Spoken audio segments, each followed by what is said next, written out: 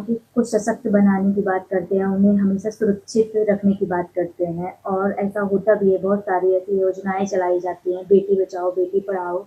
लेकिन कुछ ऐसे मामले हाल ही में आए हैं जो हैरान करने वाले, जैसे केजीएमयू का मामला हो गया और अभी हाल ही में कानपुर में नाबालिग लड़की के साथ दुष्कर्म किया गया, वो भी दरोगा के द्वारा। तो इस पे आपका क्या कहना है? देखिए, वैसे तो मैं कहूँगी कि बहुत ही दुर्भाग्यपूर्ण घटना है। अब केजीएमयू की बात की जाए मैंने, तो वो भी बालिग हैं और वो किस प्लानिंग के तहत ये सारी चीज़ें चल रही थी। तो सबसे पहली बात तो मैं कहूँगी केजीएमयू वाले में कि थोड़ा-सा अवेयरनेस की ज़रूरत है। थोड़ा-सा लड़कियों को, महिलाओं को खुद भी जागरूक होना चाहिए। पढ़े-लिखे समाज में कम से कम पढ़ी-लिखी लड़कियों को तो इतना अंधा नहीं होना चाहिए कि आप कहाँ बात कर रही हैं, आप किससे बात कर रही हैं।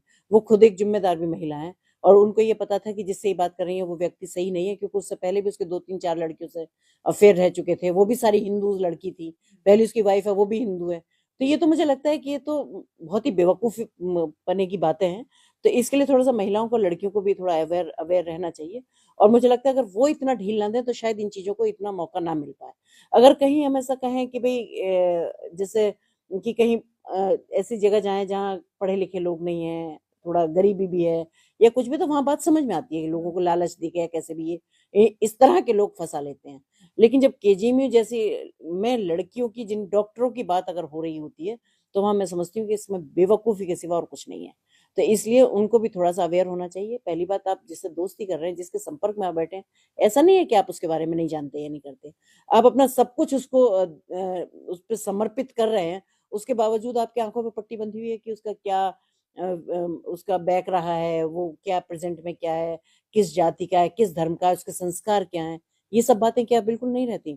और रहा सवाल कानपुर का, तो मैं निश्चित रूप से कह सकती हूँ ये बहुत ही दुखद घटना है, क्योंकि वो बहुत छोटी बच्ची थी और उसके साथ धोखा हुआ कि वो अपने घर से निकल के गई और गाड़ी में किसी ने उठाया और उसको पकड़ लिया।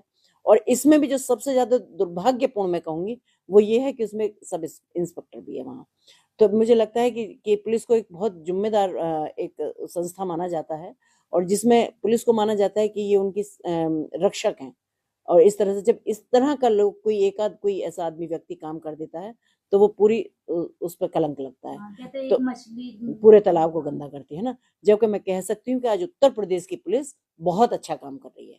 कहीं कोई ऐसी शिकायत नहीं। पर इसके लिए फिर भी मैं कहूँगी कि विनाश काले विपरीत बुद्धि। जब आदमी का वक़्त बुरा होता है, तो उसे कोई न कोई ऐसी चीज़ों के लिए बाधित कर देता है। तो उसी में ये है, तो उसमें एक ये फरार चल रहा है। एक लड़का है जो एक यूट्यूबर टाइप का था, उसको पकड़ लिया गया है।